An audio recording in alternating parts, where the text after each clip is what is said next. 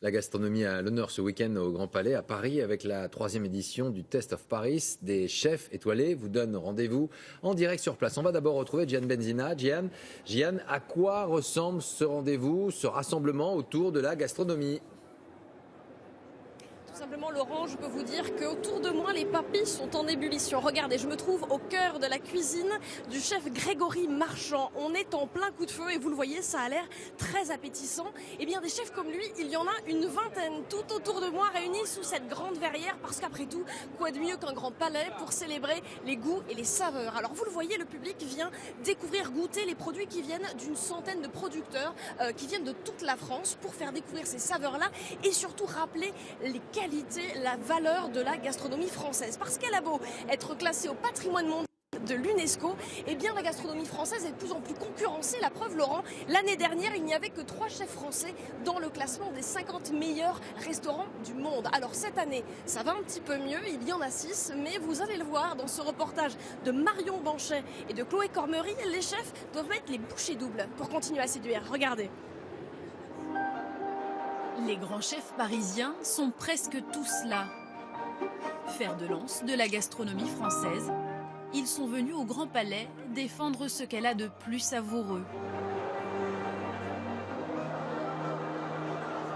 Définitivement, la cuisine française, c'est la meilleure du monde. D'abord parce qu'on a les meilleurs chefs, qu'on sait se remettre en question, qu'on a les plus beaux produits du monde. Ces racines font qu'on a une identité très très forte depuis très longtemps. C'est encore une cuisine qui fait le rayonnement de la France à l'extérieur de l'Hexagone. Alors, la cuisine française est-elle toujours la meilleure du monde ? C'est bon, Macron. Il est très très bon. Pour le chef étoilé Pierre Gagnère, qui a ouvert des restaurants dans le monde entier, cela ne fait aucun doute. À Londres, Dubaï, Hong Kong et même au Vietnam, sa cuisine made in France est accueillie chaque fois avec succès. Les gens aiment la France, ils aiment les Français. On nous aime, on aime notre langue, on aime notre culture. Où est-ce que la cuisine française est la plus appréciée dans le monde ? Partout, partout, partout, partout. Pourtant, le classement des 50 meilleurs restaurants du monde nous raconte une autre histoire. Cette année, ils ne sont que 6 Français à y figurer, ex aequo avec les États-Unis et l'Espagne. L'Italie et le Royaume-Uni ne sont pas loin et d'autres pays émergent. Ça va ? Nicolas Chatenier est l'un des responsables de ce classement très influent. Selon lui, si la France peine à se hisser aux premières places, c'est avant tout parce que les chefs de l'Hexagone sont trop longtemps restés ancrés dans la tradition. Il y a une question d'engagement, il y a une question de raconter une histoire qui dépasse simplement le bien manger. C'est-à-dire qu'aujourd'hui, un client de restauration haut de gamme, il s'attend à un service formidable et à une cuisine formidable. Mais il veut aussi plus. Il veut rencontrer l'âme d'un chef, l'âme d'un pays. C'est précisément l'âme de l'Italie qui a séduit le jury ces 2 dernières années. Installé en plein centre de Modène, Massimo Bottura fait partie des meilleurs chefs du monde. Premier au classement en 2016, 2e cette année, un génie aux antipodes de la cuisine traditionnelle. Voici de l'eau de mer que nous avons transformée en feuilles. Donc le goût de grillé vient de cette feuille qu'on brûle. Un ingrédient hors du commun qui viendra révéler ce filet de sol. C'est un plat qui rassemble mes passions, l'art, la musique, la cuisine, et qui est basé sur des siècles d'histoire. Côté technique, en revanche, la France reste la référence. Il suffit de pousser les portes de l'Institut Paul Bocuse pour s'en apercevoir. On coupe la tête ici. Et là, délicatement, avec mes doigts, je vais longer l'arête. Et là, j'ai un petit anchois qui est levé en double filet. Coréens, libanais, chinois, ils viennent des 4 coins du monde pour percer les mystères de la cuisine française.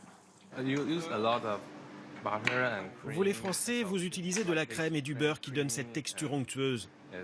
C'est un régal. Allez, on ajoute le bouquet garni et qu'est-ce qu'on met dessus ? Aujourd'hui, un étudiant sur 2 est étranger. Au total, 50 nationalités sont représentées. Il ne s'agit pas de venir apprendre le bœuf bourguignon ou la sauce béchamel ou la sauce Nantua. Il s'agit d'apprendre des techniques et de voir comment ces techniques, on peut les transposer dans leur culture. La cuisine française, c'est du savoir-faire, c'est d'une responsabilité de la perfection, des bases qu'il faut acquérir pour après évolutionner à fur et à mesure. Un savoir-faire qu'ils véhiculeront ensuite à travers le monde. Une autre manière de faire rayonner la gastronomie française. Le cinéma maintenant, et on va partir pour Cannes, retrouver Pascal Deschamps. Bonsoir Pascal, d'abord, qu'avez-vous retenu de ces premiers jours de festival? Écoutez, Laurent, côté tapis rouge, c'est définitivement Rihanna qui ce soir a obtenu la palme des cris, des clics et des flashs en faisant la surprise aux photographes et à la foule de monter le tapis rouge. La chanteuse est évidemment là pour représenter une grande marque de luxe. Et puis côté film, en revanche, on a déjà eu de belles surprises inattendues avec hier un film américain, Wonderstruck, aujourd'hui un film coréen, Okja, tous deux, vous le voyez sur ces images, avec une belle distribution, mais surtout avec de jeunes acteurs fabuleux, parce que tous deux racontent le monde du point de vue merveilleux de l'enfance, et donc de belles émotions pour ceux qui aiment être émus au cinéma. C'est mon cas. Pascal, en dehors de la compétition, vous allez ce soir nous emmener dans cet univers du virtuel qui va exploser dans les prochains mois? Oui, ça a été une surprise pour nous de découvrir ici que pour la première fois, le festival et surtout son marché du film ont mis en lumière cette mystérieuse réalité virtuelle qui attire de plus en plus de réalisateurs, de producteurs, de financiers, de plus en plus le public, comme vous allez le voir dans ce reportage que nous avons réalisé avec Vincent Bouffartigue.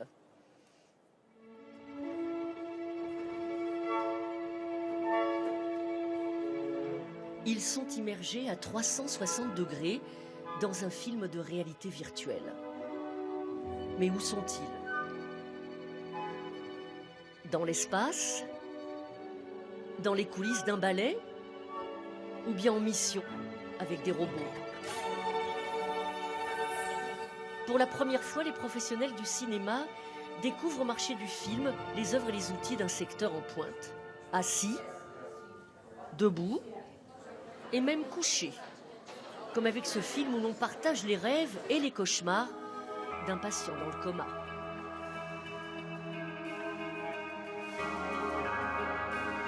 Fantastique, incroyable.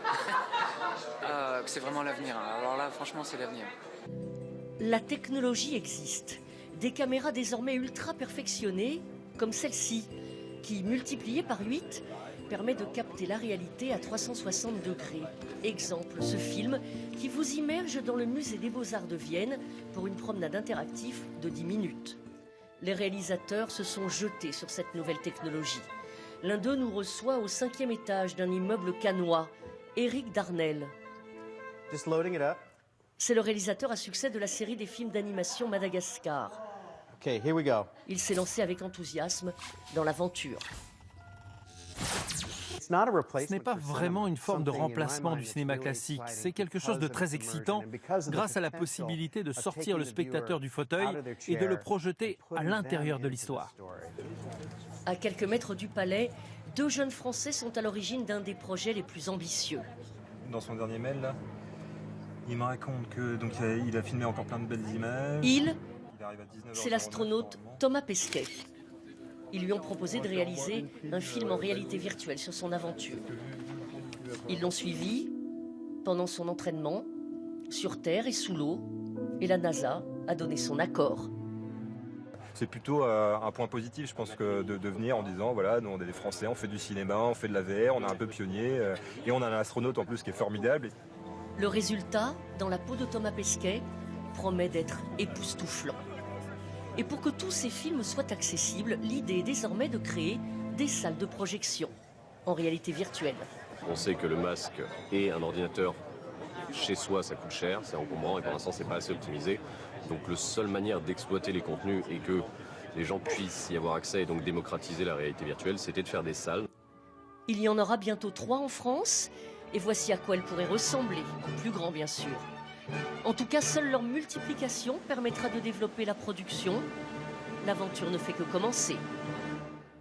Voilà, et on reparlera de Cannes dimanche soir puisque nous recevrons Vincent Lindon. Il viendra nous parler de son dernier film dans lequel il interprète Rodin, film signé Jacques Doyon. Un record maintenant pour un tableau du peintre Jean-Michel Basquiat, adjugé pour une somme de 110 millions de dollars à New York.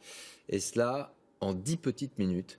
C'est le deuxième prix jamais atteint aux enchères pour l'art contemporain. Il faut dire que Basquiat, mort en 1988 à l'âge de 27 ans, figure parmi les artistes les plus chers de l'histoire. C'est un homme d'affaires japonais qui a fait l'acquisition de cette toile. Voilà pour l'actualité de ce vendredi. Dans un instant, votre série Candice Renoir. Tout de suite la météo avec Anaïs Baïdemir.